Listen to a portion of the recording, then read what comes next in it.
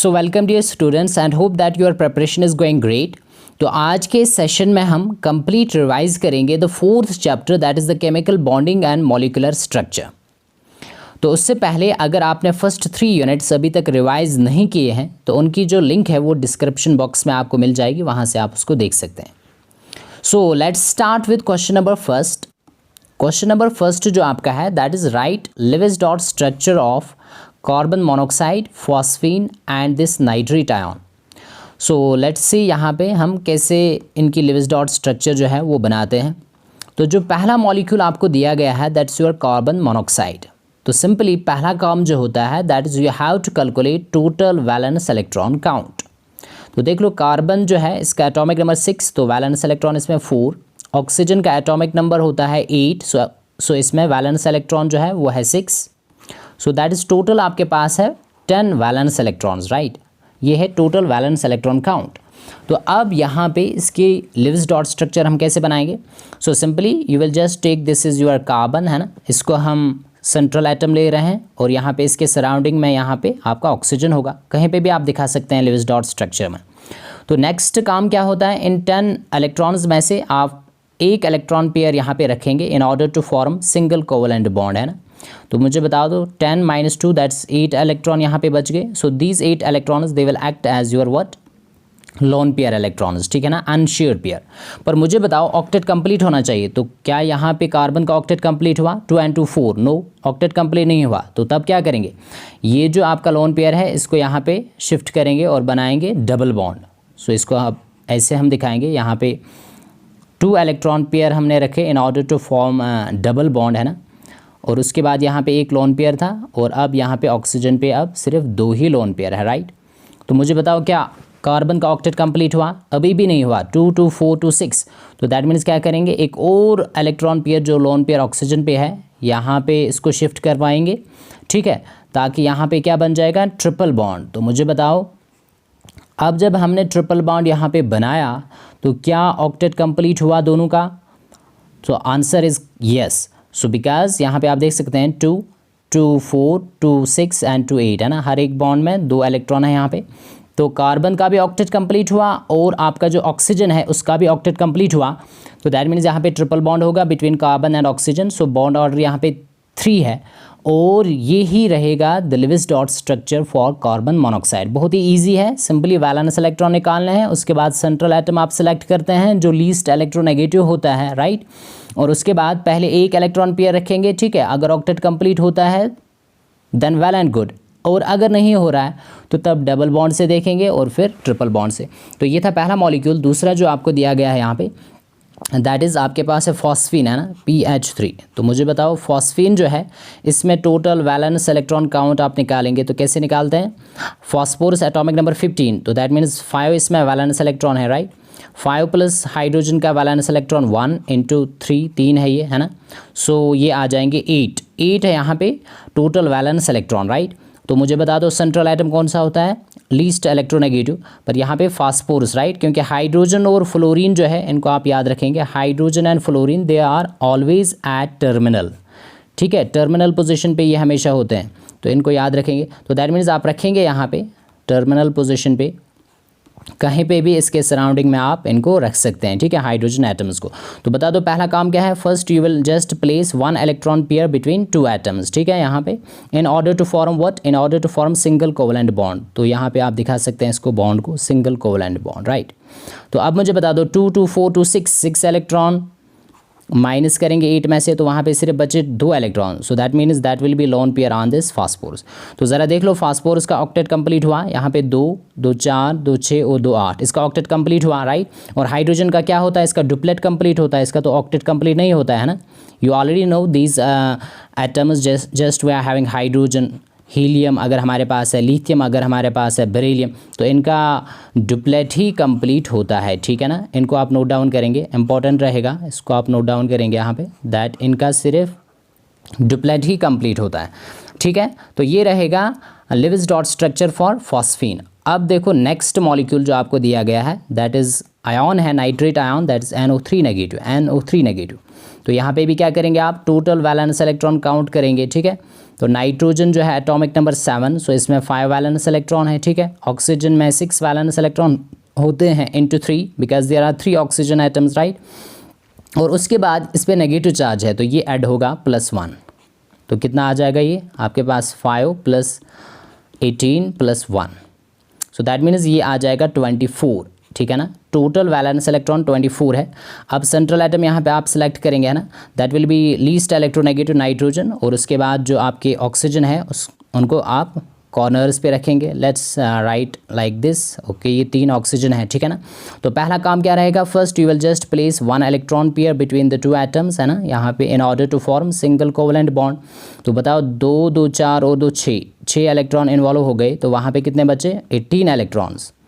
तो 18 electrons will act as lone pair electrons, so 2 2 4 2 6 7 8 9 10 11 12 13 14 15 16 17 18, ठीक है। तो इससे हर एक ऑक्सीजन का ऑक्टेट तो कंप्लीट हो गया है ना, ऑक्टेट आप देख सकते हैं यहाँ पे ऑक्टेट कंप्लीट हो गया, पर क्या नाइट्रोजन का ऑक्टेट कंप्लीट हुआ, यहाँ पे नहीं हुआ। नाइट्रोजन 2 2 4 2 6, तो इसलिए क्या करेंगे, एक लोन पेयर को यहाँ पे शिफ्ट करवाएंगे।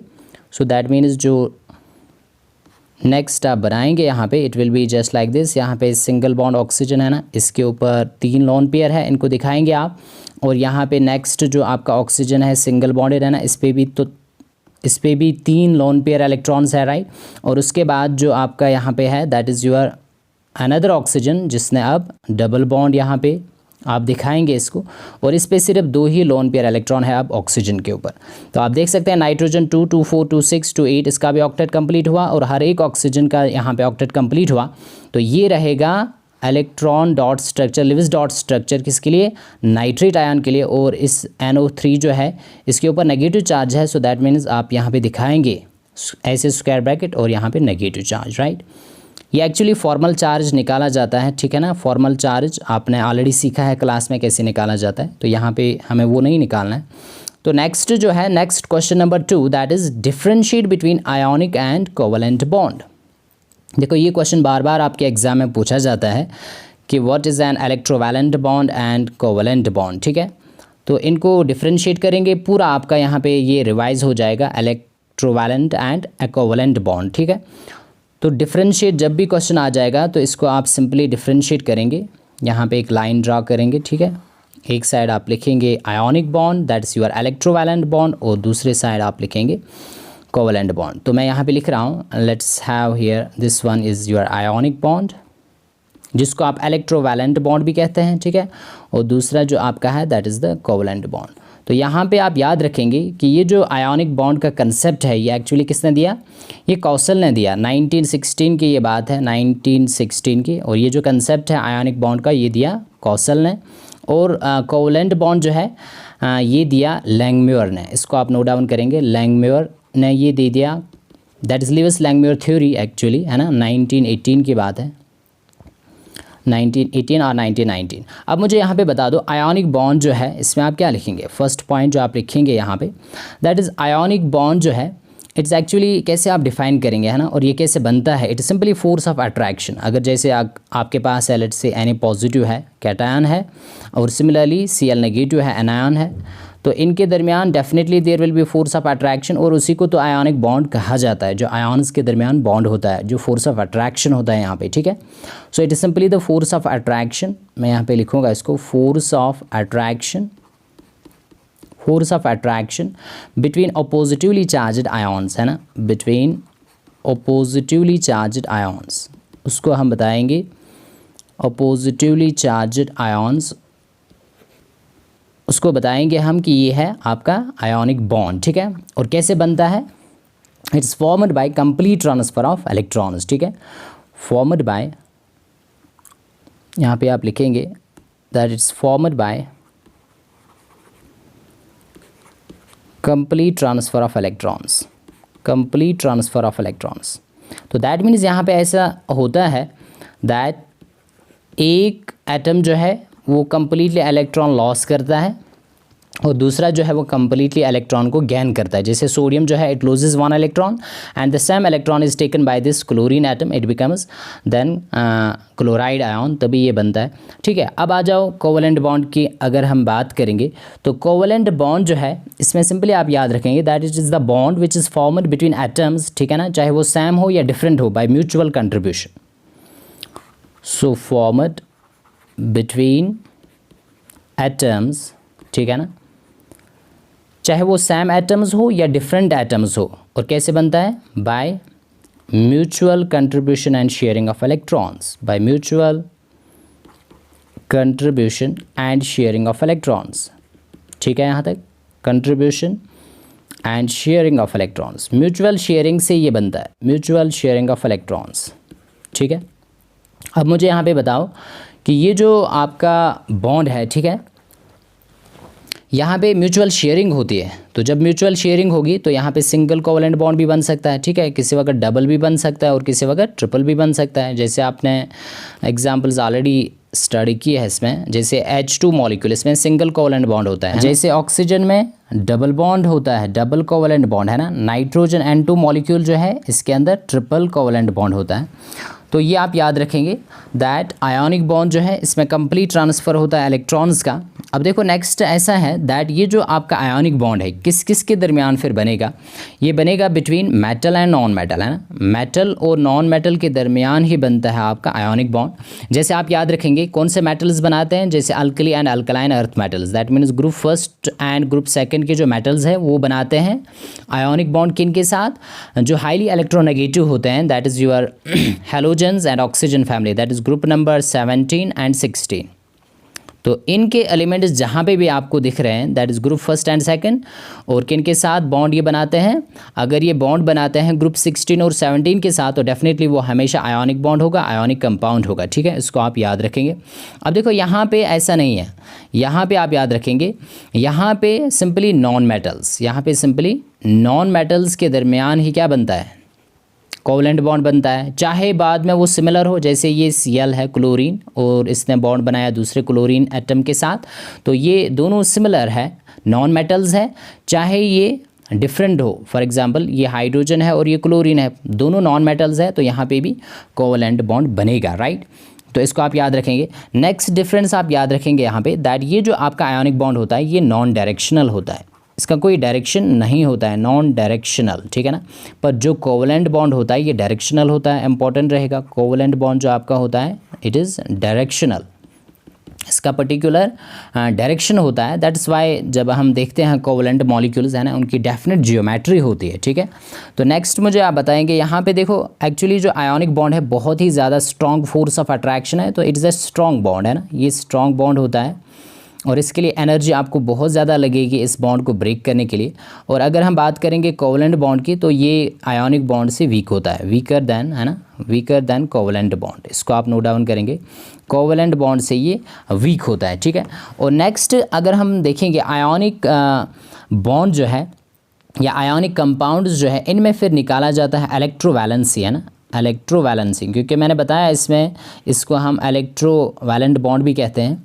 तो electrovalency is simply the number of electrons जो यहाँ पे ट्रांसफ़र होते हैं ना, the number of electrons lost and the number of electrons gained, है ना, उसको बताएंगे यहाँ पे इलेक्ट्रोवैलेंसी। और यहाँ पे निकाली जाती है कोवैलेंसी, है ना, कोवैलेंसी, जहाँ पे कोवलेंट बॉन्ड्स होते हैं वहाँ पे कोवैलेंसी हम निकालते हैं। So that is actually the number of electrons which are shared, है ना, बिटवीन द टू एटम्स। तो ये रहेगा आयोनिक बॉन्ड और कोवलेंट बॉन्ड, और इसको आप अच्छे से याद रखेंगे, है ना, आयोनिक बॉन्ड फॉर्मेशन।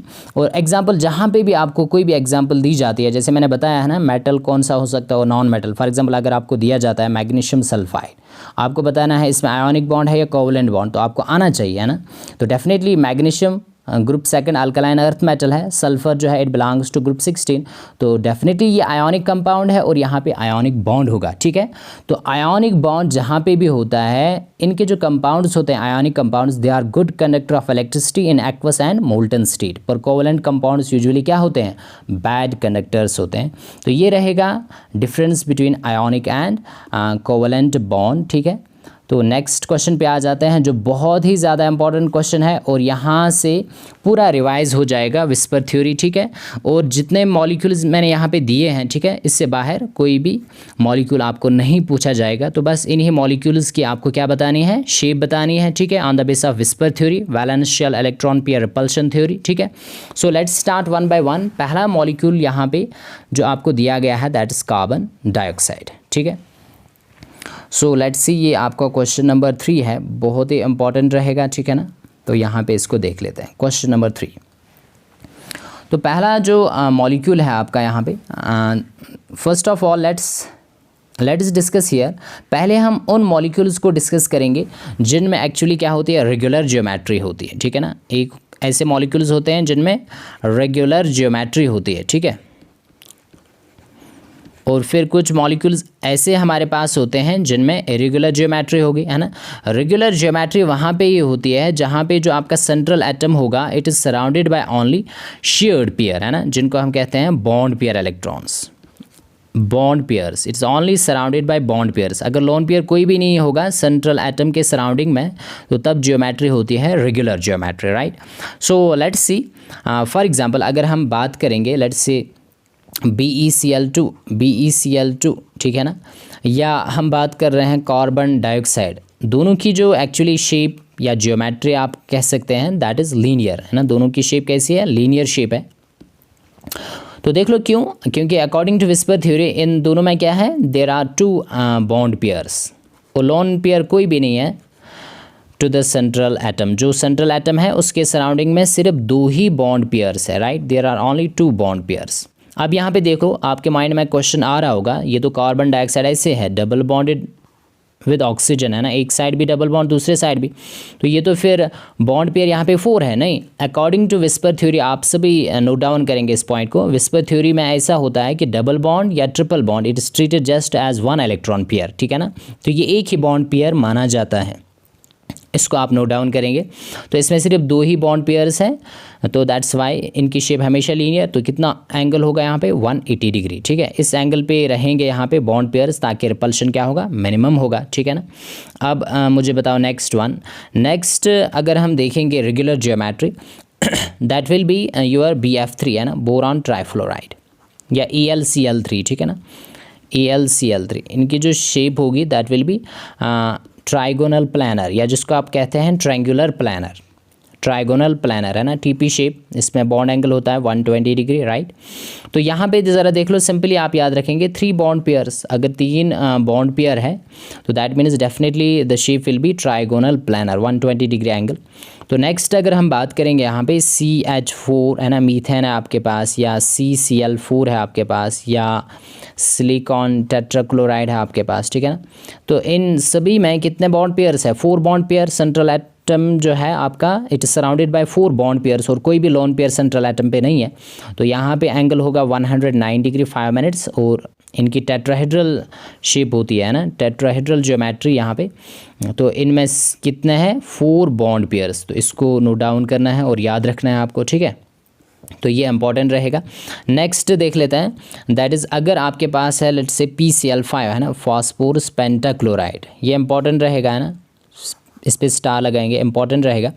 देखो इसमें आप सिंपली याद रखेंगे, है ना, कितने, इसमें 5 बॉन्ड पेयर्स है, right. There are 5 bond pairs. तो जब 5 बॉन्ड पेयर्स होंगे अकॉर्डिंग टू विस्पर थ्योरी कौन सी शेप होगी, इसकी जो ज्योमेट्री होगी that will be trigonal bipyramidal, trigonal bipyramidal. तो मुझे बताओ इसमें, है ना, एंगल क्या होते हैं, जो 3 एंगल्स होते हैं यहाँ पे दैट्स 120 डिग्री, और 2 एंगल्स क्या होते हैं 90 डिग्री, है ना। 3 एंगल्स जो यहाँ पे होते हैं that is 120 degree, and 2 angles जो है वो होते हैं 90 डिग्री। इसको आप याद रख सकते हैं। अब मुझे बता दो यहाँ पे कितने हैं, 5 बॉन्ड पेयर्स, राइट। पर इम्पॉर्टेंट यहाँ पे ये है ना, इसमें एक तो हाइब्रिडाइजेशन इंपॉर्टेंट है। हाइब्रिडाइजेशन वो आगे हम देखेंगे नेक्स्ट क्वेश्चन में। अभी आप सिंपली याद रखो, इसमें जो हाइब्रिडाइजेशन होती है दैट इज़ sp3d, है ना, sp3d, ट्राइगोनल बाइपैरामिडल ज्योमेट्री इसकी होगी। इसकी शेप जो है ट्राइगोनल बाइपैरामिडल। और यहाँ पे इंपॉर्टेंट ये है, देखो जब आप इसकी शेप बनाते हैं PCl5 की, तो यहाँ पे किसी वक्त क्वेश्चन पूछा जाता है दैट यहाँ पे 2 तरह के बॉन्ड्स होते हैं। आपने पढ़ा है ये already, one is the axial and other is the equatorial bond, right. तो मुझे बता दो कौन सा बॉन्ड जो है लंबा होता है, मतलब किसकी बॉन्ड लेंथ ज़्यादा होती है। तो यहाँ पे आप नोट डाउन करेंगे दैट ये जो आपका है दिस इज़ एक्सियल बॉन्ड है ना, ये भी क्या है axial bond, this one is your equatorial bond है ना, यहाँ पे मैं लिखूँगा दिस वन इज़ इक्वेटोरियल, और ये भी आपका क्या है equatorial, and this is also equatorial. तो अब मुझे बता दो, यहाँ पे आप याद रखेंगे दैट जो आपका एक्सियल बॉन्ड होता है, axial bond length it is always greater than equatorial one, ठीक है ना। Axial bond length is always greater than equatorial bond length, इसको आप नोट डाउन करेंगे। एक्सियल बॉन्ड लेंथ ज़्यादा होता है, ठीक है ना। और ये एक्चुअली कैसे एक्सप्लेन किया जाता है, क्योंकि हमने पढ़ा है विस्पर थ्योरी में that different types of repulsion are there है ना, इलेक्ट्रॉन पेयर्स के दरमियान रिपल्शन होता है। तो एक होता है लोन पेयर रिपल्शन, फिर होता है loan pair bond pair repulsion, and the next one is the bond pair है ना। उनका ऑर्डर भी आप यहाँ पे याद रखेंगे, इंपॉर्टेंट रहेगा।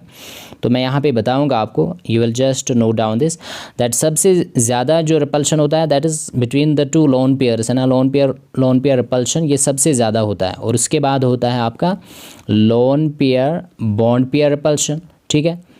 और इससे कम होता है आपका बॉन्ड पेयर रिपल्शन, ठीक है ना। दैट मीन्स अगर आपके पास दो बॉन्ड पेयर्स हैं उनके दरमियान रिपल्शन कम होगा as compare to this one, और सबसे ज़्यादा होता है लोन पेयर रिपल्शन, राइट। तो अब मुझे यहाँ पे बता दो कि ये जो एक्सियल बॉन्ड लेंथ है ये ज़्यादा होता है, ठीक है ना। तो रिपल्शंस की वजह से एक्चुअली क्या होता है कि ये जो बॉन्ड है एक्सियल बॉन्ड, यहाँ पे बॉन्ड लेंथ इंक्रीज़ होती है due to more bond pair repulsions, ठीक है। तो ये पॉइंट यहाँ पे इंपॉर्टेंट रहेगा और इसको आप याद रखेंगे। ट्राइगोनल बायपैरामिडल ज्योमेट्री होगी इसकी। नेक्स्ट मॉलिक्यूल पे आ जाते हैं, दैट्स योर SF6 है ना। SF6 इसमें क्या है, इसमें 6 बॉन्ड पेयर्स है, कोई भी लोन पेयर नहीं है, ठीक है ना। तो रेगुलर ज्योमेट्री इसकी भी होगी, and that is your octahedral, और ऑक्टाहेड्रल में हर एक एंगल जो होता है दैट इज़ 90 डिग्री, ठीक है ना। तो नेक्स्ट पे आ जाते हैं, दैट्स IF7, ठीक है। IF7 जो है आपका, इसमें 7 बॉन्ड पेयर्स होते हैं, there is no any lone pair surrounding to this iodine है ना। तो दैट्स वाई इसका होता है पेंटागोनल बायपैरामिडल ज्योमेट्री। और यहाँ पे जो 5 एंगल्स है, 5 angles they will be 72 degree, ठीक है। और 2 एंगल्स जो है दे विल बी 90 डिग्री है ना। जो एक्चुअली एक्सियल पोजिशंस पे यहाँ पे 2 बॉन्ड्स होंगे उनका एंगल होगा 90 डिग्री, इसको आप नोट डाउन करेंगे। नेक्स्ट जो अब हम आ जाते हैं उन मॉलिक्यूल्स पे जिनमें इरेगुलर ज्योमेट्री है। So one was the regular, another जो है दैट इज़ इरेगुलर ज्योमेट्री या इरेगुलर शेप, ठीक है, या जिसको आप कहते हैं डिस्टॉर्टेड शेप। तो डिस्टॉर्टेड शेप उन्हीं मॉलिक्यूल्स की होगी जहाँ पे जो आपका सेंट्रल एटम है, if central atom it is surrounded by both bond pair as well as lone pair electrons, तो तब वहाँ पे डिस्टॉर्टेड शेप होगी, ठीक है ना। तो कौन से एक्चुअल शेप होगी वो वहाँ पे देखेंगे हम। Let's take the first molecule, that's very important, ammonia है ना। इसकी शेप बार बार पूछी जाती है। तो देख लो अमोनिया जो है इसमें अगर हम बात करेंगे, ठीक है, यहाँ पे बॉन्ड पेयर्स कितने हैं, बॉन्ड पेयर्स हैं इसके अंदर 3 बॉन्ड पेयर्स हैं, 3 बॉन्ड पेयर, और यहाँ पे एक लोन पेयर होता है, देयर इज़ 1 लोन पेयर, ठीक है। तो अकॉर्डिंग टू विस्पर थ्योरी इसकी जो एक्चुअल शेप होती है दैट इज़ द पायरामिडल, ये इसकी शेप है, पायरामिडल शेप या ट्रायंगुलर पायरामिडल, राइट। तो पर इंपॉर्टेंट ये है जब इसकी आप हाइब्रिडाइजेशन यहाँ पे निकालते हैं नाइट्रोजन के, है ना, ये आगे भी हम देखेंगे हाइब्रिडाइजेशन इसमें sp3 आता है। तो sp3 का मतलब इसकी जो ज्योमेट्री है कैसी ज्योमेट्री होगी, टेट्राहेड्रल है ना, टेट्राहेड्रल। पर एक्चुअल शेप कैसी होगी, pyramidal, why, because there is 1 lone pair, so that's why इसकी डिस्टॉर्टेड शेप है। और इस डिस्टॉर्टेड शेप को आप याद रखेंगे, वो है pyramidal shape in case of ammonia, है ना। तो इसकी शेप जो है यहाँ पे बनाएंगे और एंगल इसमें इंपॉर्टेंट रहेगा, उसको भी आप याद रखेंगे। तो pyramidal shape of ammonia that is simply just like this, ये नाइट्रोजन है और उसके बाद जो यहाँ पे 3 हाइड्रोजन एटम्स हैं ये किस एंगल पे होंगे वो इम्पॉर्टेंट है, और यहाँ पे एक लोन पेयर है नाइट्रोजन के ऊपर। तो एंगल होता है यहाँ पे 107 डिग्री। बता दो टेट्राहेड्रल में एंगल 109 डिग्री 5 मिनट होना चाहिए था, तो ये इतना डिक्रीज़ क्यों हुआ, बिकॉज जो अभी मैंने बताया था दैट इज़ यहाँ पे रिपल्शंस होंगे लोन पेयर और बॉन्ड पेयर के दरमियान, है ना। Due to lone pair bond pair repulsion bond angle क्या होगा, डेफिनेटली डिक्रीज़ होगा ना यहाँ पे। तो ये 109 से चला जाता है फिर 107 डिग्री। तो इसको आप नोट डाउन करेंगे, ये पूछा जाता है अमोनिया में बॉन्ड एंगल क्यों है 107 डिग्री। इसकी टेट्राहेड्रल ज्योमेट्री है तो बॉन्ड एंगल तो होना चाहिए 109 डिग्री, तो कम इसलिए होता है due to lone pair bond pair repulsion. तो ये जो अमोनिया है इसी के साथ आप याद रखेंगे PCl3, इसी के साथ आप याद रख सकते हैं PH3, तो इनकी भी जो शेप होगी that will be also pyramidal. Same concept इनमें भी वही अप्लाई होगा। आपको क्या याद रखना है, जिसमें 3 बॉन्ड पेयर होंगे और 1 लोन पेयर होगा, ठीक है, उसकी हमेशा शेप होगी pyramidal according to the VSEPR theory, ठीक है, इंपॉर्टेंट रहेगा। हाँ, नेक्स्ट मॉलिक्यूल पे आते हैं और बहुत ही इंपॉर्टेंट है, दैट इज़ द वाटर। ये भी एग्जाम में पूछा जाता है, वाटर मॉलिक्यूल है ना। इसके साथ और एग्जाम्पल आप लिख सकते हैं, जैसे hydrogen sulphide, that is H2S है ना, वाटर के साथ हाइड्रोजन सल्फाइड। तो मुझे बता दो यहाँ पे भी जब हम देखेंगे तो बॉन्ड पेयर जो है यहाँ पे 2 होते हैं, 2 bond pair. So according to VSEPR theory जिसमें 2 बॉन्ड पेयर होते हैं उसकी शेप क्या होनी चाहिए थी, लीनियर। पर यहाँ पे लोन पेयर भी है ना, तो यहाँ पे 2 लोन पेयर्स है। So when there are 2 bond pair, 2 lone pair, then the shape will be bent और वी शेप। इनकी जो एक्चुअल शेप होती है बेंट, या आप लिख सकते हैं वी शेप। वाटर मॉलिक्यूल और हाइड्रोजन सल्फाइड, बेंट और वी शेप, ठीक है। तो दैट मीन्स कैसे होगा ये, जस्ट लाइक दिस। ये आपका ऑक्सीजन है और उसके बाद the 2 hydrogen atoms they are at an angle of, यहाँ पे एंगल इंपॉर्टेंट रहेगा, दैट्स 104 डिग्री 5 मिनट्स, राइट। तो इसको आप नोट डाउन करेंगे तो यहाँ पे कितने लोन पेयर्स होते हैं, ऑक्सीजन के ऊपर यहाँ पे 2 लोन पेयर्स होंगे, ठीक है। तो अब मुझे बता दो यहाँ पे जब आप ऑक्सीजन या यहाँ पे सल्फर की क्या निकालेंगे, हाइब्रिडाइजेशन, ऑक्सीजन की हाइब्रिडाइजेशन यहाँ पे होती है सेम sp3। तो दैट मीन्स इसकी जो जियोमेट्री होगी, what will be the geometry, tetrahedral है ना, और टेट्राहेड्रल में एंगल होना चाहिए था 109 डिग्री 5 मिनट्स, पर यहाँ पे कितना है, यहाँ पे इतना ये कम हुआ, 104 डिग्री है यहाँ पे, ठीक है ना। तो ये क्यों कम हुआ, क्योंकि यहाँ पे ज़्यादा रिपल्शंस है। यहाँ पे आप देख सकते हैं लोन पेयर रिपल्शन पहले है, ठीक है, इसमें लोन पेयर रिपल्शन है, पर इसमें नहीं था लोन पेयर रिपल्शन। और उसके बाद है loan pair bond pair repulsion, और यहाँ पे भी loan pair bond pair repulsion. तो इतनी ज़्यादा रिपल्शन है कि एंगल और ज़्यादा डिक्रीज़ होता है, अमोनिया से भी डिक्रीज़ होता है, ठीक है।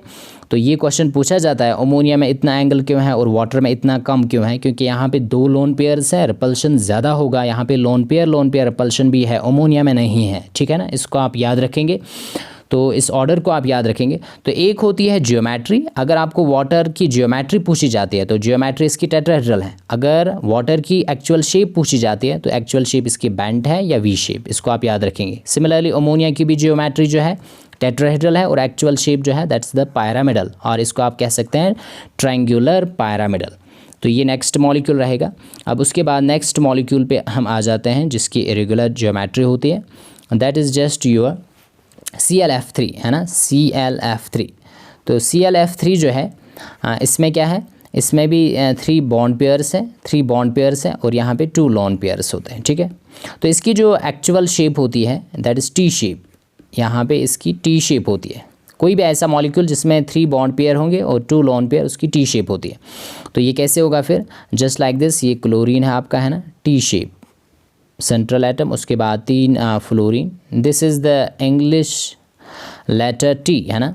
तो मुझे बता दो इस पे फिर क्या होते हैं, क्लोरीन पे 2 लोन पेयर्स होते हैं, just like this, 2 lone pairs, ठीक है।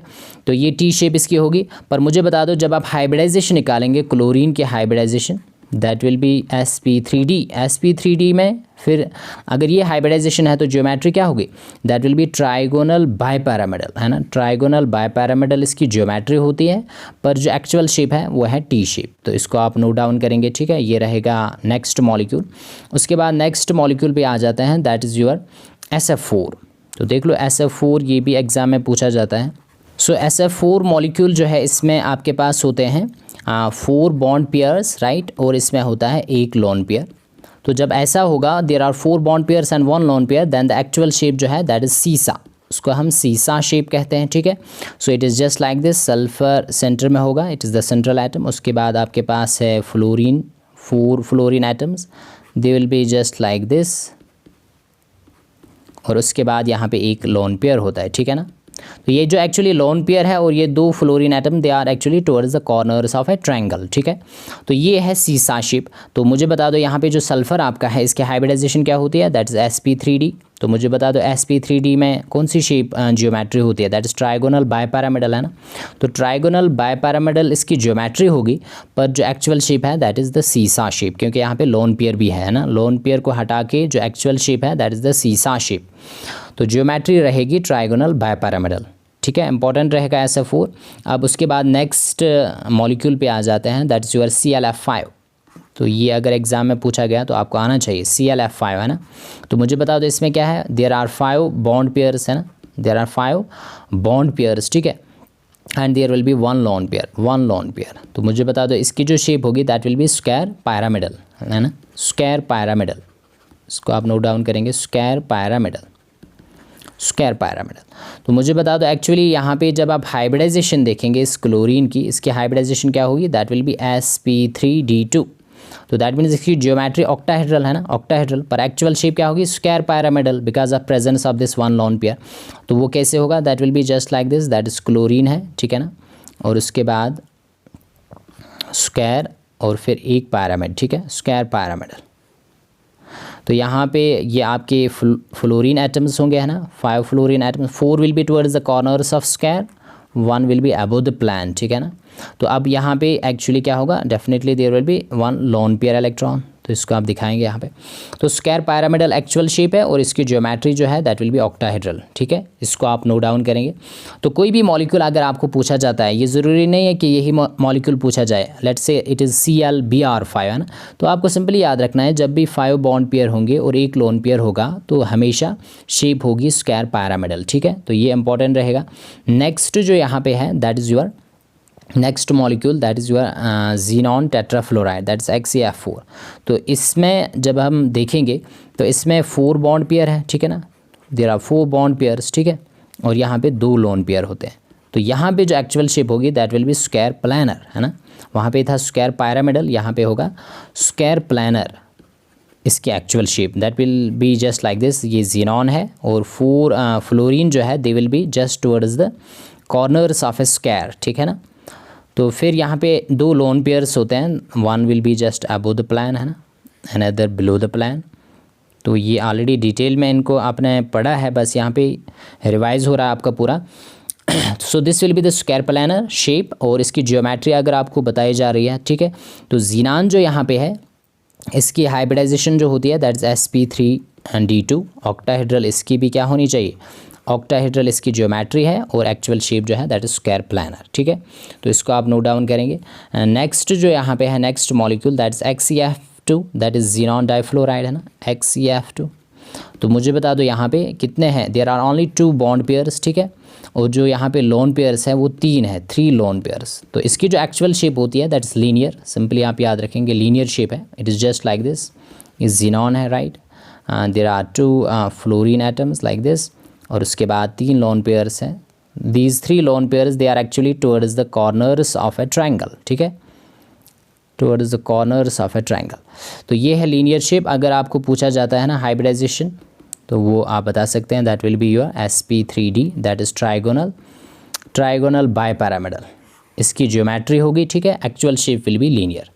तो ये थे द डिफरेंट मॉलिक्यूल्स, है ना, जिनकी एक्चुअल शेप भी हमने बताई, ज्योमेट्री भी बताई और अमोनिया और वाटर में बॉन्ड एंगल भी बताया according to the VSEPR theory. तो बहुत ही ज़्यादा इंपॉर्टेंट क्वेश्चन रहेगा, इसको आप नोट डाउन करेंगे। नेक्स्ट जो है that's your question number 4। Question number 4 ये बता रहा है that although both carbon dioxide and water they are triatomic, है ना, ये दोनों कैसे हैं, ट्राइएटॉमिक है, इसमें भी 3 एटम्स है, इसमें भी 3 ही एटम है। बट यहाँ पे बताया जा रहा है दैट वाटर जो है इसकी बैंड शेप है, ये हमने अभी देखा है ना, और कार्बन डाइऑक्साइड की लीनियर शेप होती है, ये भी हमने देखा। फिर ये बता रहा है इसको आपको एक्सप्लेन करना है on the basis of dipole moment, ये इंपॉर्टेंट रहेगा, है ना, डाइपोल मोमेंट से एक्सप्लेन करना है। So let's see how to explain this question. ये आपका क्वेश्चन नंबर 4 है, ठीक है ना। तो इसको देख लेते हैं। देखो यहाँ पे हमने अभी देखा वाटर जो है उसकी बैंड शेप होती है और कार्बन डाइऑक्साइड की लीनियर शेप। तो पहले जो डाइपोल मोमेंट है कैसे निकाला जाता है, म्यू से दिखाया जाता है, दैट्स Q/D, है ना, ऑलरेडी पढ़ा है, इसका यूनिट होता है डिबाई। और यहाँ पे सभी को याद होना चाहिए दैट 1 डिबाई जो होता है कितना होता है, 3.33 × 10⁻30। It will be coulomb metre, right. Charge का यूनिट जो है दैट्स कूलम, है ना, और डिस्टेंस यहाँ पे मीटर, ऐसा यूनिट। सो कूलम मीटर इसका यूनिट रहेगा। सो 1 डिवाइड इज़ दिस मच, इसको आप याद रखेंगे। अब यहाँ पे क्वेश्चन आपको पूछा गया है that is regarding the carbon dioxide. तो ज़रा मुझे बता दो, यहाँ पे अगर आपके पास दिया गया है दिस वन कार्बन डाइऑक्साइड की कैसी शेप है, linear. So it is like this 180 degree angle है यहाँ पे, ठीक है। पर इंपॉर्टेंट ये है, देखो CO बॉन्ड की अगर हम बात करेंगे, ये तो नॉन पोलर बॉन्ड तो नहीं है, ये तो पोलर बॉन्ड है ना। क्यों है पोलर बॉन्ड? क्योंकि यहाँ पे चार्ज सेपरेशन होगा ना। यस, ऑक्सीजन ज़्यादा इलेक्ट्रोनेगेटिव है ना, it will attract these electrons towards itself. So इस पर स्लाइट नेगेटिव चार्ज आ जाएगी और कार्बन पे स्लाइट पॉजिटिव चार्ज। तो ये तो पोलर है। फिर ये पूरा मॉलिक्यूल कैसे नॉन पोलर है? इसका डायपोल मोमेंट क्यों ज़ीरो है? ठीक है, इसका डायपोल मोमेंट जो है वो ज़ीरो है और तभी इसकी लीनियर शेप है ना। यस, जो सिमेट्रिकल मॉलिक्यूल्स होते हैं, ठीक है, जो सिमेट्रिकल मॉलिक्यूल्स होते हैं उनका डायपोल मोमेंट ज़ीरो होता है।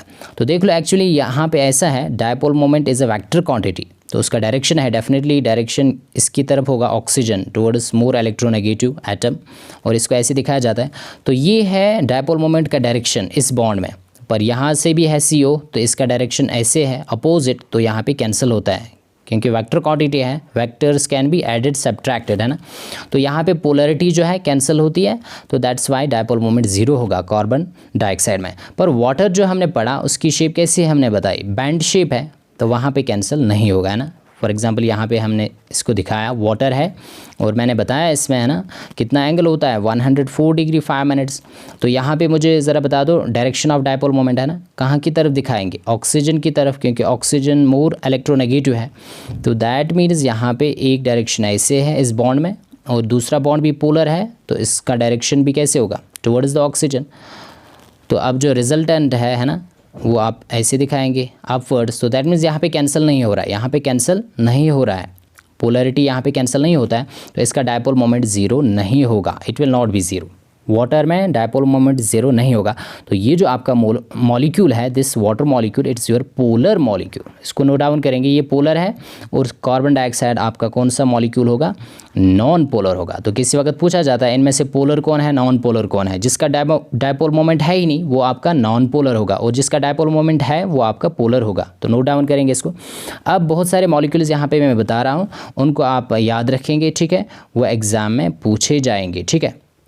जैसे अगर आपको दिया जाता है for example let's say hydrogen sulphide आपको दिया गया है, ठीक है, तो आपको बताना है इसका डायपोल मोमेंट होगा, तो डेफिनेटली इसका डायपोल मोमेंट होगा, ये आपका पोलर होगा क्योंकि इसकी भी शेप कैसी है? बैंड, जैसे वाटर की है। सिमिलरली मुझे बता दो HCl मॉलिक्यूल है, तो क्या ये पोलर है? डेफिनेटली ये भी पोलर है क्योंकि इसका डायपोल मोमेंट होगा, क्योंकि ये पोलर है ना, यहाँ पे क्लोरीन ज़्यादा इलेक्ट्रोनेगेटिव है, ठीक है। तो सिमिलरली नेक्स्ट आप मुझे बताएंगे जैसे कार्बन डाइसल्फाइड, तो ये आपका पोलर नहीं होगा, मतलब इसका डायपोल मोमेंट ज़ीरो होगा। कैसे? क्योंकि इसकी भी लीनियर शेप है, it is just like this, C double bond S, C double bond S। तो नेक्स्ट मॉलिक्यूल की अगर हम बात करेंगे BF3, ये भी आपका रेगुलर ज्योमेट्री वाला मॉलिक्यूल है। दैट मीन्स इसकी जो शेप है, ज्योमेट्री जो है, that is trigonal planner, already आपने पढ़ा। तो यहाँ पे भी डायपोल मोमेंट कैंसिल होता है, मतलब ज़ीरो होगा यहाँ पे भी। इसको आप दिखा सकते हैं, यहाँ पे BF3 है ये आपका, है ना, BF3। अगर इसको हम ऐसे दिखाएंगे तो दैट मीन्स यहाँ पे देख लो कैसे कैंसिल आउट होता है। इसको आप देखेंगे, फ्लोरीन ज़्यादा इलेक्ट्रोनेगेटिव है तो direction will be just like this. यहाँ पे भी फ्लोरीन जो है डायरेक्शन डायपोल मोमेंट का ऐसे होगा और यहाँ पे इस फ्लोरीन की तरफ होगा, ठीक है। अब मुझे बता दो इन दो डायपोल्स का जो रिजल्टेंट डायपोल होगा that will be just towards the right, ठीक है, टुवर्ड्स द राइट, ठीक है। और ये क्या है? Towards the left. तो ये और ये जो है आपस में क्या कर रहे हैं? कैंसिल आउट कर रहे हैं, ठीक है। पोलैरिटी यहाँ पे, मतलब डायपोल मोमेंट यहाँ पे ज़ीरो होगा। तो जितने भी सिमेट्रिकल मॉलिक्यूल्स है, जैसे CH4 है आपके पास, जैसे CCl4 है, तो इनको आप नोट डाउन करेंगे, इनका डायपोल मोमेंट जो होता है ज़ीरो होता है। सिमिलरली अगर आपको पूछा जाता है लेट्स से PCl5 है, सिमेट्रिकल मॉलिक्यूल है, इसका डायपोल मोमेंट क्या होगा? ज़ीरो होगा। जैसे प्लैटिनम टेट्राक्लोराइड 2 नेगेटिव, इसका भी जो डायपोल मोमेंट होगा वो क्या होगा? यहाँ पे ज़ीरो होगा। इसका भी डायपोल मोमेंट यहाँ पे क्या होगा? ज़ीरो होगा। क्यों? क्योंकि ये भी सिमेट्रिकल है, स्क्वायर प्लानर है, यहाँ पे भी कैंसिल होगा, ठीक है। तो जितने भी ऐसे मॉलिक्यूल्स आपके पास होते हैं सिमेट्रिकल वाले मॉलिक्यूल्स, तो उनका डायपोल मोमेंट क्या होता है? ज़ीरो होता है। इसको आप नोट डाउन करेंगे यहाँ पे। अब नेक्स्ट मॉलिक्यूल अगर यहाँ पे आपको दिया जाता है, फॉर एग्जांपल किसी वक्त पूछा जाता है ये जो NH3 है, अमोनिया और NF3 है, इनका डायपोल मोमेंट किसका ज़्यादा होगा। पहले तो यहाँ पे दोनों का डायपोल मोमेंट होगा, मतलब म्यू जो है दैट्स नॉट इक्वल टू 0, है ना। तो ये पोलर मॉलिक्यूल्स है, पर आपको बताना होता है किसका डायपोल मोमेंट यहाँ पे ज़्यादा होगा। तो देख लो, एक्चुअली ये जो अमोनिया है ना, इसकी शेप अभी हमने देखी थी, पायरामिडल शेप है ना, दैट इज़ NH3। और यहाँ पे क्या है, यहाँ पे एक लोन पेयर होता है, राइट, जस्ट लाइक दिस। और सिमिलरली NF3 होगा तो इसकी भी शेप क्या होगी, that will also be pyramidal, है ना, NF3।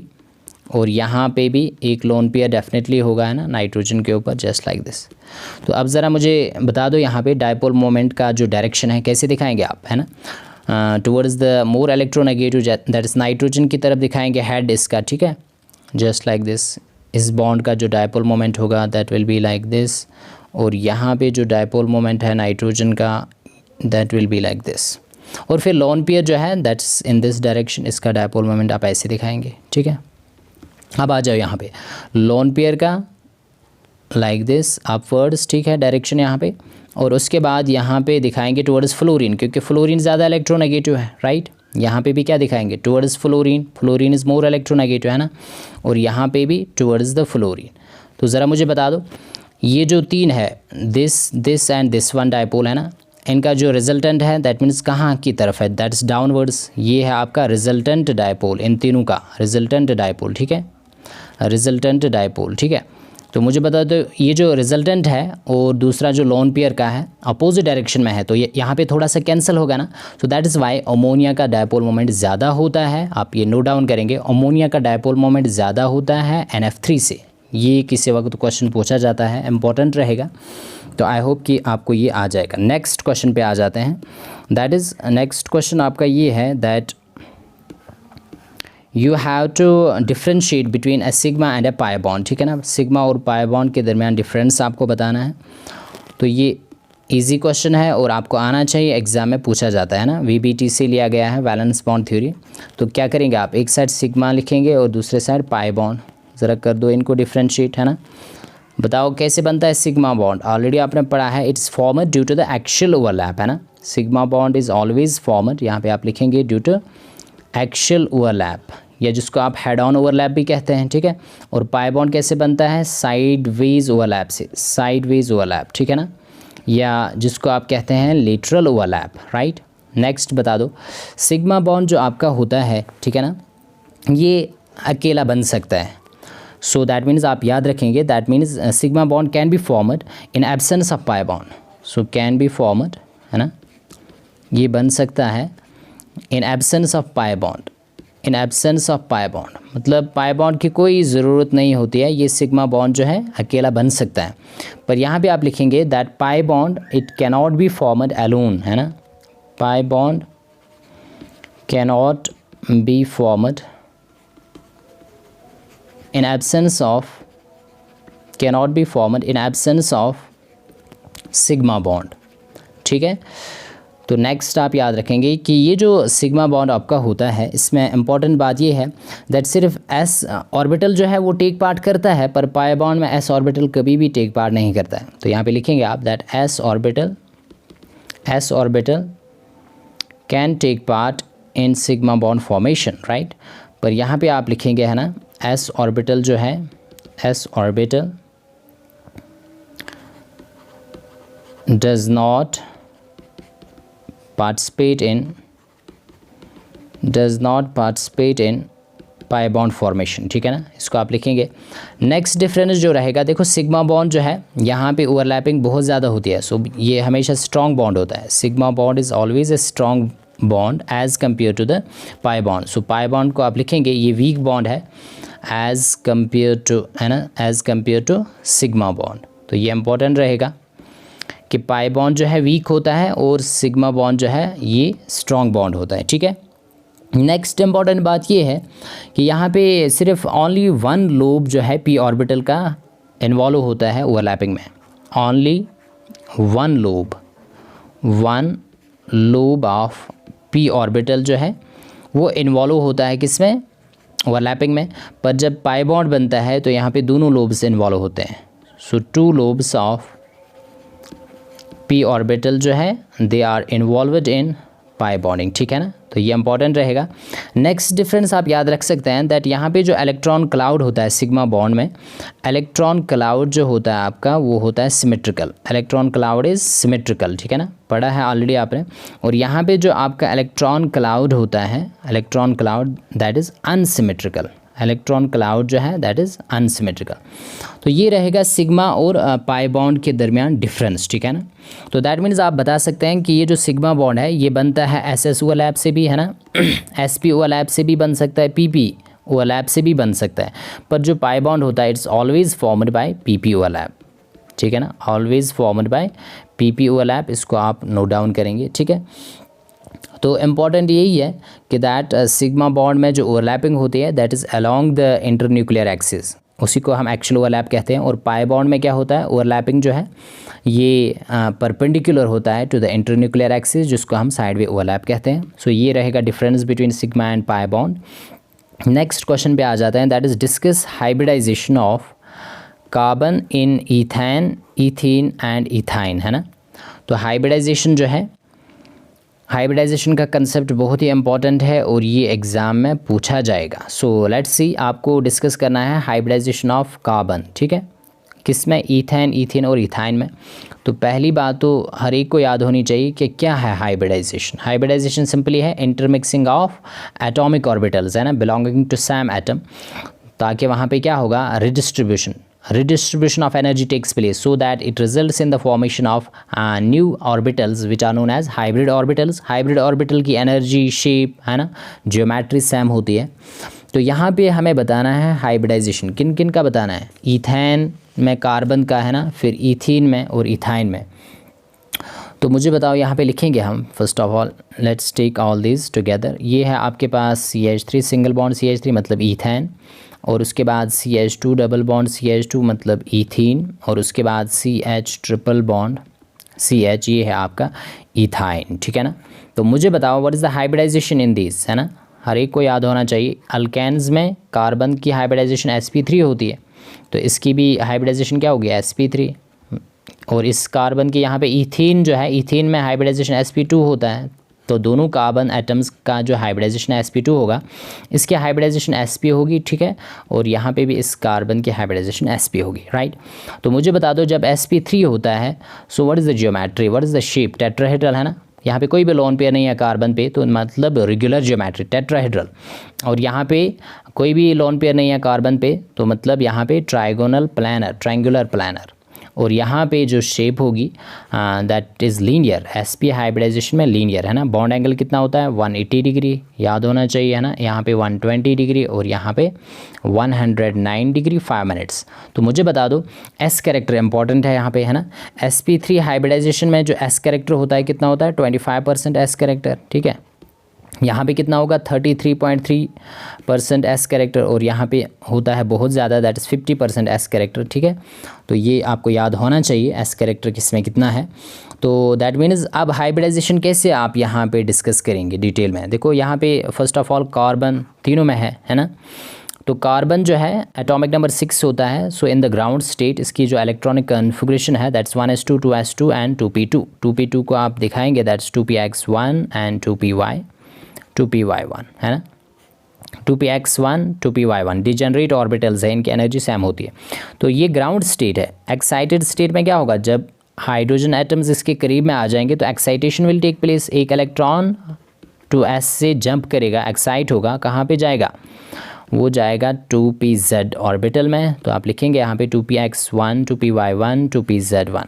तो अब आपके पास कितने यहाँ पे ऑर्बिटल्स है जो हाफ फिल्ड है ना। एक है 2s और है 2px 2py 2pz, मतलब 4 हाफ फिल्ड एटॉमिक ऑर्बिटल्स है आपके पास। तो मुझे बता दो अकॉर्डिंग टू VBT, है ना, वैलेंस बॉन्ड थ्योरी बता रहा है दैट जितने हाफ फिल्ड एटॉमिक ऑर्बिटल्स होंगे उतने बॉन्ड बन सकते हैं। तो मतलब ये 4 बॉन्ड बना सकता है कार्बन। तो यहाँ पे आप देख सकते हैं ना, 3 बॉन्ड, 3 हाइड्रोजन के साथ और एक ये बनाया है, ठीक है। यहाँ पे भी डबल बॉन्ड है कार्बन के साथ और 2 बॉन्ड 2 हाइड्रोजन के साथ, मतलब 4 बॉन्ड सभी में है। पर इम्पॉर्टेंट ये है सिग्मा और पाई बॉन्ड यहाँ पे कितने हैं, ठीक है ना। तो यहाँ पे आप इजीली बता सकते हैं, देख लो, in case of sp3 hybridisation मतलब एक s और तीनों के 3 p जो यहाँ पे है इंटरमिक्स होते हैं तो sp3 हाइब्रिडाइजेशन। और यहाँ पे बन जाएंगे 4 हाइब्रिड ऑर्बिटल्स मतलब चारों के 4 बॉन्ड जो है सिग्मा। तो यहाँ पे आप लिखेंगे इन case of ethane all sigma bonds, है ना, यहाँ पे कोई भी पाई बॉन्ड नहीं होगा। अब देख लो यहाँ पे इन केस ऑफ इथीन आप बताएंगे हाइब्रिडाइजेशन जो होगी क्या होगी, दैट विल बी sp2 मतलब एक s और 2 ही p यहाँ पे इंटरमिक्स होते हैं, ठीक है। तो ये जो फिर 2pz है ये अनहाइब्रिड ऑर्बिटल है और यही बनाता है पाई। ये इंपॉर्टेंट रहेगा, जो आपका होता है अनहाइब्रिड ऑर्बिटल यही क्या बनाता है, यही बनाता है आपका पाई बॉन्ड, ये इंपॉर्टेंट रहेगा। तो दैट्स वाई यहाँ पे आपको देखने को मिल रहा है 1 पाई बॉन्ड है, यहाँ पे डबल बॉन्ड जहाँ पे भी होगा एक सिग्मा है और दूसरा पाई है। अब आ जाओ यहाँ पे sp हाइब्रिडाइजेशन मतलब एक s और एक ही p क्या हो रहे हैं, इंटरमिक्स होते हैं। तो वो तो हाइब्रिड ऑर्बिटल बनाएंगे, है ना, 2 और वो 2 बनाएंगे सिग्मा बॉन्ड। तो दैट मीन्स यहाँ पे बचेंगे फिर 2 अनहाइब्रिड 2py और 2pz। अनहाइब्रिड मैंने अभी बताया वो क्या बनाते हैं, पाई बॉन्ड। तो यहाँ पे 2 पाई बॉन्ड्स होंगे, ठीक है।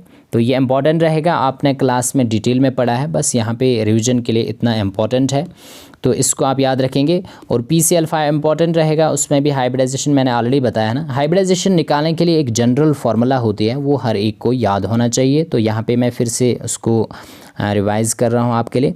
That is hybridisation is always calculated as 1/2 of v, है ना, valence electron of the central atom plus number of monovalent atom, है ना, minus charge on cation plus charge on anion. तो ये होता है कैसे आप हाइब्रिडाइजेशन निकालेंगे। तो इस फार्मूला को सभी नोट डाउन करेंगे और याद रखेंगे, ठीक है। नेक्स्ट क्वेश्चन पे आ जाते हैं। तो ये था हाइब्रिडाइजेशन कैसे आप निकालेंगे। नेक्स्ट क्वेश्चन जो आपका है that is you have to draw molecular orbital energy level diagram, है ना, इंपॉर्टेंट रहेगा। H2 पॉजिटिव का, H2 नेगेटिव का और O2 मॉलिक्यूल का। तो इससे आपका पूरा रिवाइज हो जाएगा मॉलिक्यूलर ऑर्बिटल थ्योरी। ये है आपका क्वेश्चन नंबर 7। तो बता दो आपको बनाना है molecular orbital energy level diagram, ठीक है। तो किसका बनाना है, पहले H2 पॉजिटिव का बनाना है, राइट। तो सिंपल है, देखो अगर आपके पास हाइड्रोजन के 2 एटम्स हैं, हाइड्रोजन में 1s1 ऑर्बिटल होता है, तो आप दिखाते हैं ऐसे, है ना। लेट्स से ये एक हाइड्रोजन एटम का ऑर्बिटल है 1s1 और ये दूसरे का है 1s1, ठीक है। पर यहाँ पे ये H2 पॉजिटिव है मतलब एक इलेक्ट्रॉन ऑलरेडी लॉस किया है ना। H2 मॉलिक्यूल में कितने इलेक्ट्रॉन होते हैं, 2 इलेक्ट्रॉन होते हैं, ठीक है। पर ये H2 पॉजिटिव है मतलब इसमें एक ही इलेक्ट्रॉन होगा। तो एक ही इलेक्ट्रॉन यहाँ पे दिखाएंगे 1s1 जो आपने दिखाया, पर यहाँ पे 1s0 मतलब एक में नहीं है।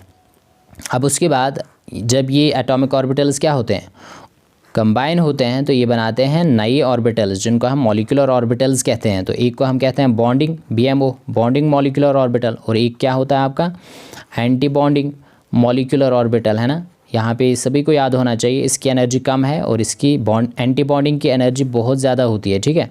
तो ये है order of energy, increasing order, यहाँ से आप दिखा सकते हैं। अब देखो एक ही इलेक्ट्रॉन है तो डेफिनेटली वो किस में होगा, BMO में होगा, बॉन्डिंग में होगा, है ना। पहले इलेक्ट्रॉन किसको देंगे, जिसकी एनर्जी कम है, according to the Hund's rule. तो मुझे बता दो यहाँ पे इंपॉर्टेंट ये होता है आपको बॉन्ड ऑर्डर निकालना आना चाहिए। सो बॉन्ड ऑर्डर कैसे निकालते हैं हम, that's 1/2 of NB minus NA। तो मुझे बता दो यहाँ पे क्या है, NB number of bonding electrons. तो बॉन्डिंग में एक ही है ना, और एंटी बॉन्डिंग में कोई भी नहीं है। 1 - 0 दैट्स 1, 1 × 1/2, सो 1/2 आ जाएगा, दैट्स 0.5। तो बॉन्ड ऑर्डर पॉजिटिव है मतलब 0 से ज़्यादा है, तो दैट मीन्स स्टेबल, ये मॉलिक्यूल एग्जिस्ट होगा, है ना। ऐसे आप बता सकते हैं ना। देखो इसकी एप्लीकेशन इंपॉर्टेंट है, एप्लीकेटिव पार्ट है दैट मॉलिक्यूलर ऑर्बिटल थ्योरी से आप पहली बात क्या बता सकते हैं, first of all you can tell the stability of molecule. तो कैसे बताएंगे, अगर NB number of bonding electron ज़्यादा है एंटी बॉन्डिंग से तो स्टेबल होगा। अगर इससे नहीं बता पाएंगे तो दूसरा जो है दैट इज़ बॉन्ड ऑर्डर से बता सकते हैं। अगर बॉन्ड ऑर्डर पॉजिटिव है मतलब ग्रेटर देन 0 तो दैट मीन्स मॉलिक्यूल स्टेबल होगा। दूसरी एप्लीकेशन क्या है, आप बता सकते हैं मैग्नेटिक प्रॉपर्टी, मैग्नेटिज्म, है ना। मैग्नेटिक प्रॉपर्टी मतलब पैरामैग्नेटिक होगा या डायामैग्नेटिक। मॉलिक्यूलर ऑर्बिटल थ्योरी इसीलिए दे दी गई in order to explain that oxygen molecule जो होता है कैसा होता है, पैरामैग्नेटिक होता है, और N2 मॉलिक्यूल कैसा होता है, डायामैग्नेटिक होता है। ठीक है, ये हम बता सकते हैं कैसे। देखो अगर मॉलिक्यूलर ऑर्बिटल्स जो है, देखो ये जो BMO है या ABMO दोनों है मॉलिक्यूलर ऑर्बिटल्स, राइट।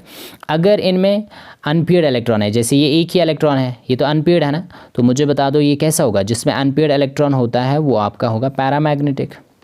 तो लिखेंगे यहाँ पे that this H2 positive it will be paramagnetic. और पैरामैग्नेटिक सब्सटेंसेस कैसे होते हैं, they are weakly attracted in the external magnetic field. और फिर नेक्स्ट प्रॉपर्टी आप क्या बता सकते हैं, आप बता सकते हैं बॉन्ड ऑर्डर है ना, कैसे निकालेंगे वो मैंने बता दिया यहाँ पे, बॉन्ड ऑर्डर आप निकाल सकते हैं। और बॉन्ड ऑर्डर से आप क्या निकाल सकते हैं, बॉन्ड लेंथ। जिसका बॉन्ड ऑर्डर ज़्यादा होता है उसकी बॉन्ड लेंथ कम होती है, ठीक है। और बॉन्ड ऑर्डर से और आप क्या बता सकते हैं, जिसका बॉन्ड ऑर्डर ज़्यादा मतलब उसकी बॉन्ड स्ट्रेंथ ज़्यादा होती है, ठीक है। और नेक्स्ट आप क्या बता सकते हैं, दैट जिसका बॉन्ड ऑर्डर ज़्यादा है उसकी बॉन्ड एंथैल्पी ज़्यादा होगी, बॉन्ड एनर्जी जिसको आप कहते हैं, ठीक है ना। तो ये इंपॉर्टेंट है, इसकी एप्लीकेशंस आई होप कि आप सभी याद रखेंगे, ठीक है। तो यहाँ पे इम्पॉर्टेंट ये है कि अब कौन कितना पैरामैग्नेटिक होगा उसके लिए आप मैग्नेटिक मोमेंट निकालते हैं, that is mu is equal to under root of n into n+2। इस फार्मूला को भी आप याद रखेंगे और इसका यूनिट होता है बोहर मैग्नेटॉन, ठीक है। तो ये H2 पॉजिटिव की molecular orbital energy level diagram रहेगी, ठीक है। पर इम्पॉर्टेंट अब ये है, अगर इसी को आपको क्या दिया गया था, दूसरा मॉलिक्यूल कौन सा था, that was your H2 negative. बता दो आप इसमें, देखो H2 में 2 इलेक्ट्रॉन है, अब ये H2 नेगेटिव है, मतलब एक इलेक्ट्रॉन और इसने गेन किया है, तो मतलब इसमें 3 इलेक्ट्रॉन है। तो तब कैसे दिखाएंगे, तब आप ऐसे दिखाएंगे, ये 1s1 लेट्स से यहाँ पे 2 इलेक्ट्रॉन है, ठीक है। अब आ गए टोटल 3 इलेक्ट्रॉन्स, ठीक है। तो पहले इसमें दे देंगे 2 इलेक्ट्रॉन, ठीक है। पहले BMO में 2 इलेक्ट्रॉन, ये कम्प्लीटली फिल हो गया। अब नेक्स्ट इलेक्ट्रॉन आप देंगे एंटी बॉन्डिंग में, है ना, अकॉर्डिंग टू द अबाउज प्रिंसिपल, है ना, इंक्रीजिंग ऑर्डर ऑफ एनर्जी। तो नेक्स्ट मुझे यहाँ पे बता दो फिर आप कैसे निकालेंगे बॉन्ड ऑर्डर इसका, है ना। बॉन्ड ऑर्डर आपको आना चाहिए निकालना, सो दैट इज़ योर 1/2 ऑफ, है ना, 1/2 of NB minus NA। NB यहाँ पे 2, 2 - 1 दैट्स 1, तो ये आ जाएगा बॉन्ड ऑर्डर 1/2 ही यहाँ पे भी आ जाएगा, दैट इज़ 0.5। तो कैसा होगा ये, पैरामैग्नेटिक होगा या डायामैग्नेटिक, तो डेफिनेटली पैरामैग्नेटिक होगा, क्योंकि यहाँ पे आप देख सकते हैं अनपेयर्ड इलेक्ट्रॉन है ना, 1 unpaired electron is there in the anti bonding molecular orbital, तो ये भी कैसा होगा, पैरामैग्नेटिक होगा। तो इम्पॉर्टेंट रहेगा, ठीक है। तो ये था H2 positive and H2 negative, इनकी molecular orbital energy level diagram. Next हम O2 की देखते हैं, ठीक है, O2 मॉलिक्यूल।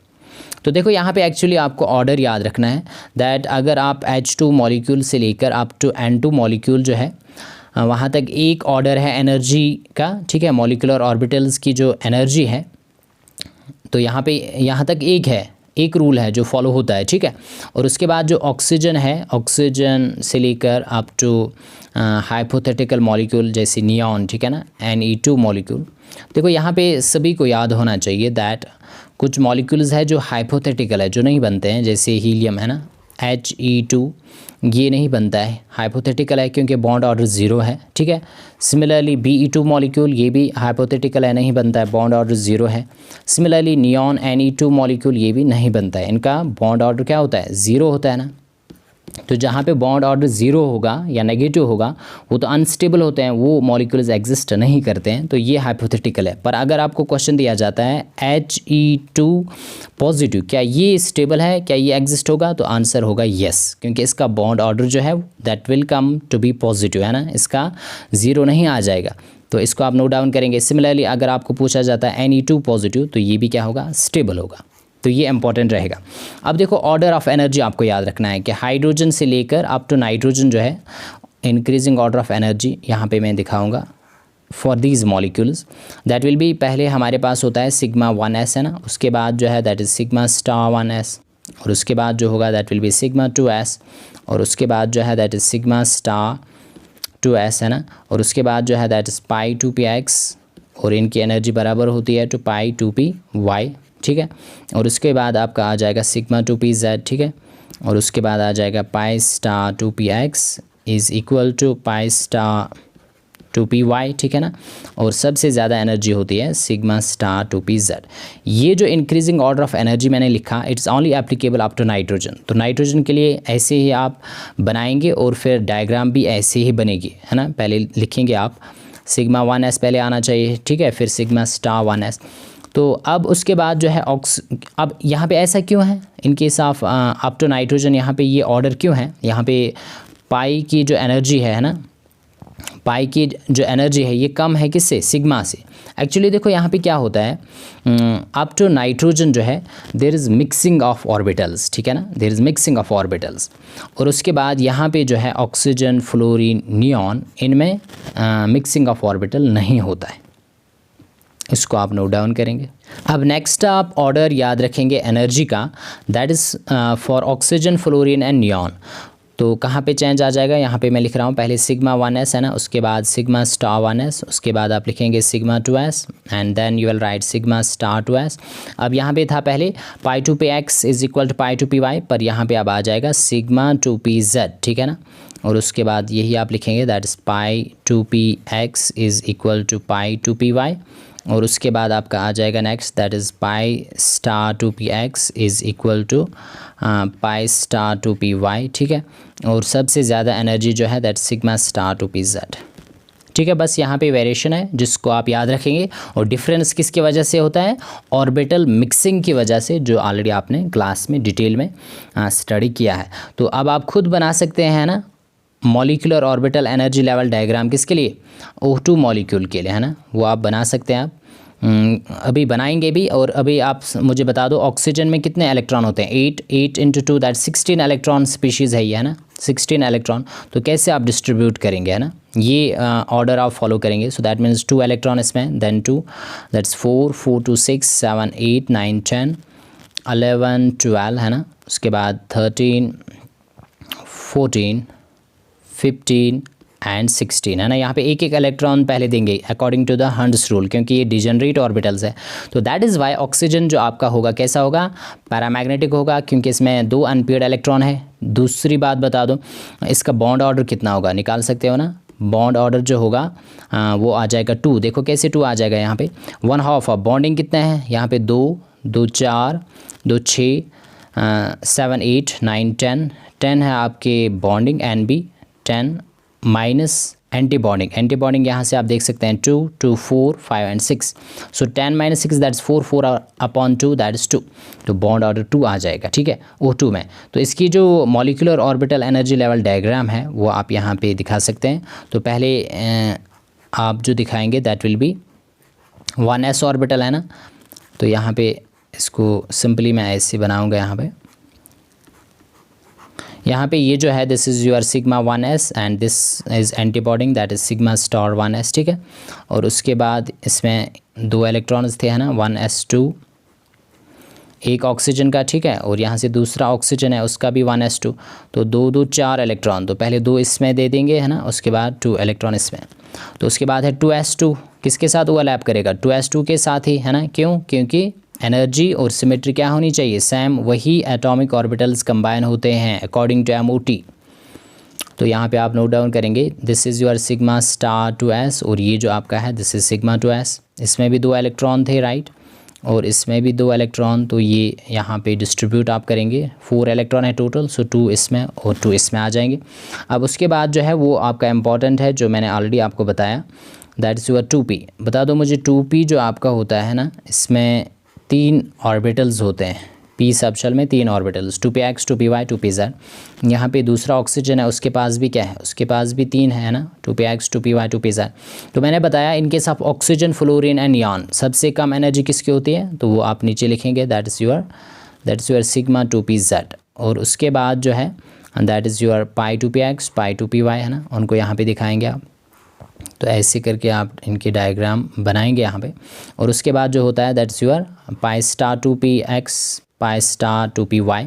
और सबसे लास्ट पे आपका जो होगा that will be your sigma star 2pz, है ना। ये जो 2 है यहाँ पे, ये है आपका pi 2px is equal to pi 2py, ठीक है यहाँ तक। और ये जो 2 आपके हैं this will be your pi star 2px, जो आपने अभी इंक्रीजिंग ऑर्डर ऑफ एनर्जी देखा है ना, वही यहाँ पे फॉलो हो रहा है।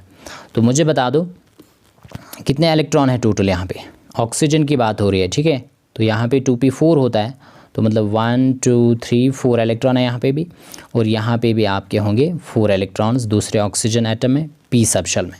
अब आ जाओ 4 एंड 4 8 इलेक्ट्रॉन है टोटल, पहले 2 इसमें है ना, उसके बाद 3 4 5 6 7 एंड 8, यहाँ पे एक इलेक्ट्रॉन है, तो तभी ये पैरामैग्नेटिक है, अनपेयर्ड इलेक्ट्रॉन है। तो ये रहेगा इंक्रीजिंग ऑर्डर ऑफ एनर्जी, यहाँ से आप दिखा सकते हैं एनर्जी है ना, सबसे कम एनर्जी सिग्मा 1s, उसके बाद सिग्मा स्टार 1s, उसके बाद sigma 2s, then sigma star 2s, then sigma 2pz, then pi 2px, pi 2py, और उसके बाद pi star 2px is equal to pi star 2py, क्योंकि ये दोनों क्या है, डिजनरेट। और सबसे ज़्यादा एनर्जी किसकी होगी, that is always that of sigma star 2pz, ठीक है। तो ये रहेगा डायग्राम, इसको आप बनाएंगे और ये एग्ज़ाम में पूछा जाएगा, इंपॉर्टेंट रहेगा। Let's see the next very important question, that is explain why water exists in liquid state and hydrogen sulphide exists in gaseous state. देखो इंपॉर्टेंट क्वेश्चन है, हाइड्रोजन बॉन्डिंग से पूछा गया है, ठीक है। तो हाइड्रोजन बॉन्डिंग इंपॉर्टेंट कंसेप्ट है। तो हाइड्रोजन बॉन्ड क्या होता है, ऑलरेडी आपने पढ़ा है, तो मैं यहाँ पे थोड़ा सा रिवाइज कर रहा हूँ। हाइड्रोजन बॉन्ड जो होता है, it is a simply special type of dipole dipole attraction. ये होता है डाइपोल डाइपोल अट्रैक्शन, और किसके दरमियान बनता है, it is always formed between hydrogen atom and highly electronegative element, that's your FON FON है ना, फ्लोरीन हो सकता है, ऑक्सीजन और नाइट्रोजन, यही बनाते हैं हाइड्रोजन बॉन्ड, इंपॉर्टेंट रहेगा। तो मुझे बता दो इसके फिर 2 टाइप्स हुआ करते हैं ना, एक को हम कहते हैं इंटरमॉलिक्यूलर हाइड्रोजन बॉन्ड, ये आप याद रखेंगे है ना, और दूसरा होता है इंट्रा। इंट्रा का मतलब जो एक ही मॉलिक्यूल के अंदर बन जाएगा, within a single molecule, और inter means which is formed between 2 molecules, right. तो जैसे अगर ये आपके पास एक वाटर मॉलिक्यूल है, ठीक है ना, तो ये दूसरे वाटर मॉलिक्यूल के साथ हाइड्रोजन बॉन्ड बना रहा है, तो इसको क्या बताएंगे, यहाँ पे हाइड्रोजन बॉन्ड को डॉटेड से दिखाया जाता है, डॉटेड लाइन से। तो ये आपका इंटर है। अगर हम बात करेंगे ऑर्थोनाइट्रोफिनॉल की है ना, ऑर्थोनाइट्रोफिनॉल, तो यहाँ पे आप दिखा सकते हैं ऑर्थोनाइट्रोफिनॉल, ये OH है यहाँ पे, और यहाँ पे ये N double bond O single bond O, ठीक है। तो मुझे बता दो यहाँ पे अगर हाइड्रोजन बॉन्ड बन रहा है बिटवीन हाइड्रोजन एंड ऑक्सीजन है ना, यहाँ पे इसको क्या बताएंगे, इसको बताएंगे इंट्रा, मतलब एक ही मॉलिक्यूल के अंदर बन रहा है, ठीक है। तो इम्पॉर्टेंट ये है, आपको बताया जा रहा है वाटर जो है it exists in liquid state, ठीक है, और हाइड्रोजन सल्फाइड जो है it exists in gaseous state. बाकी ये दोनों एक ही group, that is your group 16 जो है, उनके हाइड्राइड्स है ना। ग्रुप 16 में क्या क्या आता है, ऑक्सीजन, सल्फर, सेलेनियम है ना, टेलीरियम। तो इनके हाइड्राइड्स जो है that is your water, hydrogen sulphide, hydrogen selenide, hydrogen telluride. तो इम्पॉर्टेंट ये है कि वाटर जो यहाँ पे है it exists in liquid state, पर बाकी जितने भी हाइड्राइड्स है they exist in gaseous state. तो ऐसा क्यों है, reason is because of this intermolecular hydrogen bonding. तो देखो इंटरमॉलिक्यूलर हाइड्रोजन बॉन्डिंग की वजह से बहुत सारे वाटर मॉलिक्यूल जो है they remain attracted with each other, ठीक है। ये एक दूसरे के साथ वाटर मॉलिक्यूल्स हेल्ड रहते हैं। तो जहाँ पे अब बताओ मुझे लिक्विड स्टेट में क्या होता है, वाटर मॉलिक्यूल्स बहुत ही ज़्यादा करीब होते हैं, ठीक है, as compare to gaseous state. Gaseous state में मॉलिक्यूल्स बहुत ज़्यादा दूर होते हैं, ठीक है। तो यहाँ पे हाइड्रोजन बॉन्डिंग तो होगी ही नहीं हाइड्रोजन सल्फाइड में, ठीक है। मैंने बताया ना फ्लोरीन, ऑक्सीजन, नाइट्रोजन ये बनाते हैं हाइड्रोजन बॉन्ड, यहाँ पे तो है ही नहीं ऐसा कोई, पर हाइड्रोजन है, पर इनमें से तो कोई भी नहीं है ना। एक्चुअली क्या होना चाहिए, हाईली इलेक्ट्रोनेगेटिव एलिमेंट होना चाहिए जिसका स्मॉल साइज़ होगा, ठीक है। सो दैट्स वाई इम्पॉर्टेंट है कि वाटर में हाइड्रोजन बॉन्डिंग की वजह से वाटर मॉलिक्यूल जो है बहुत ही ज़्यादा क्लोज पैकिंग होती है, तो लिक्विड स्टेट में एग्जिस्ट करेगा। पर हाइड्रोजन सल्फाइड में कोई भी हाइड्रोजन बॉन्डिंग नहीं है, तो मॉलिक्यूल्स क्या रहेंगे, दूर दूर रहेंगे, तो यहाँ पे ये गैसियस स्टेट में एग्जिस्ट करता है। अब देखो, अब यहाँ पे कुछ एप्लीकेशंस है इस हाइड्रोजन बॉन्डिंग की, और भी एप्लीकेशंस, ठीक है। ये वन ऑफ द एप्लीकेशन है, बाकी भी बताएंगे ताकि अगर क्वेश्चन आए यहाँ से तो आपको आना चाहिए। जैसे नेक्स्ट एप्लीकेशन ये है, अगर हम बात करेंगे मेल्टिंग पॉइंट की, melting point and boiling point है ना। फॉर एग्जांपल यही हम लेंगे, वाटर था आपके पास है ना, हाइड्रोजन सल्फाइड था, हाइड्रोजन सेलेनाइड था, राइट, हाइड्रोजन टेलराइड था।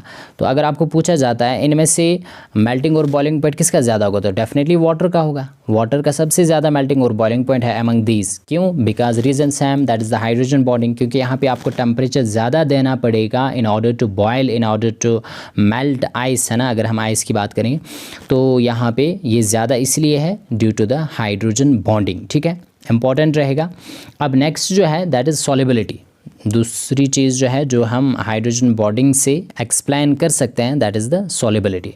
तो ज़रा बता दो मुझे कौन सा ऑर्गेनिक कंपाउंड जो है, ऑर्गेनिक कंपाउंड्स वाटर में यूजुअली इनसॉल्युबल होते हैं, पर अगर हम बात करेंगे ग्लूकोज की, है ना, सक्रोज की, लैक्टोज की या इथेनॉल की बात करेंगे, अल्कोहल है, तो ये इजीली वाटर में सॉल्युबल होते हैं। क्यों? Reason is due to the hydrogen bonding, क्योंकि ये हाइड्रोजन बॉन्ड बनाते हैं वाटर के साथ। सिमिलरली नेक्स्ट एप्लीकेशन आप याद रख सकते हैं सरफेस टेंशन और viscosity. Surface tension and viscosity जो है it increases due to hydrogen bonding, है ना। जहाँ पे भी हाइड्रोजन बॉन्डिंग होती है किसी सॉल्वेंट में तो उसमें सरफेस टेंशन भी ज़्यादा होगा उसका और विस्कोसिटी भी ज़्यादा होगी, इसको भी आप याद रखेंगे, ठीक है। नेक्स्ट आपको याद होना चाहिए दैट आइस जो है क्यों फ्लोट होता है ना, it floats on the surface of water, it is due to the same reason कि यहाँ पे भी हाइड्रोजन बॉन्डिंग की वजह से क्या होता है, इसके पास होती है केज लाइक स्ट्रक्चर, है ना, केज स्ट्रक्चर आइस के पास। तो जब केज स्ट्रक्चर है वहाँ पे एम्प्टी स्पेस है तो इसकी जो डेंसिटी है वो कम होती है वाटर से, दैट्स वाई ये फ्लोट करता है, ठीक है ना, डेंसिटी डिक्रीज़ होती है। अब यहाँ पे आपके लिए क्वेश्चन है कि आइस जो है, ये जो वाटर है इसकी मैक्सिमम डेंसिटी किस टेम्परेचर पे होती है ना। वाटर जो है इसकी मैक्सिमम डेंसिटी जो है किस टेम्परेचर पे होता है, ये आप कमेंट सेक्शन में मुझे बताएंगे। और नेक्स्ट जो अभी मैंने आपको बताया था मॉलिक्यूलर ऑर्बिटल थ्योरी से आप स्टेबिलिटी एक्सप्लेन कर सकते हैं। तो यहाँ पे मैं कुछ मॉलिक्यूल्स आपको दे रहा हूँ, ठीक है, तो आप मुझे उनका बताएंगे ऑर्डर ऑफ स्टेबिलिटी और उनका बॉन्ड ऑर्डर आप निकालेंगे और मुझे बताएंगे कौन पैरामैग्नेटिक होगा और कौन डायमैग्नेटिक होगा। जैसे O2 positive, O2 negative and O2 2 negative, ये कुछ मॉलिक्यूल स्पीशीज़ मैंने आपको दे दिए, ठीक है। एक आप निकालेंगे इनका bond order molecular orbital theory से निकालेंगे, है ना, 1/2 आप अभी भी बताया था ना, NB माइनस NE, राइट। और फिर मुझे बताएंगे मैग्नेटिक प्रॉपर्टी कौन पैरामैग्नेटिक होगा कौन डायमैग्नेटिक होगा, और आप मुझे बताएंगे ऑर्डर ऑफ स्टेबिलिटी। ज़रा बता दो कौन ज़्यादा स्टेबल होगा, जिसका बॉन्ड ऑर्डर ज़्यादा है, more the bond order more will be the stability. इसको आप नोट डाउन करेंगे, स्टेबिलिटी जो है it is directly proportional to the bond order, ठीक है। तो यहाँ पे इम्पॉर्टेंट रहेगा, तो ये आप मुझे कमेंट सेक्शन में बताएंगे। तो इसके साथ हमने पूरे इस चैप्टर को रिवाइज़ किया। आई होप कि आप ये पूरा पढ़ेंगे और इसको बार बार रिवाइज़ करेंगे, तो इतना ही एग्ज़ाम में पूछा जाएगा इस यूनिट से। So wish you all the very best, have a nice day ahead, thank you.